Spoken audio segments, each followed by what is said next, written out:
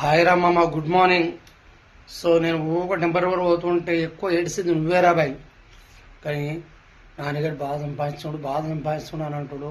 అవురా బాయ్, అప్పు చేసి ఇల్లు కొన్నా, కష్టపడి పని చేసుకుంటున్నా, రోజు టెంపరవరీ అని ప్రతి ఒక్కరు ఫోన్ చేసి అడుగుతున్నా. కానీ ఇది మాత్రం నీకు న్యాయం అనిపించలేదురా బాయ్, నేగా చెప్తున్నా. ఎందుకంటే చెప్పన్నా, అమ్మ 1 తారీఖు వస్తే భయం అవుతుంది, ఎక్కడ అప్పులలో ఇంటికి వస్తారని.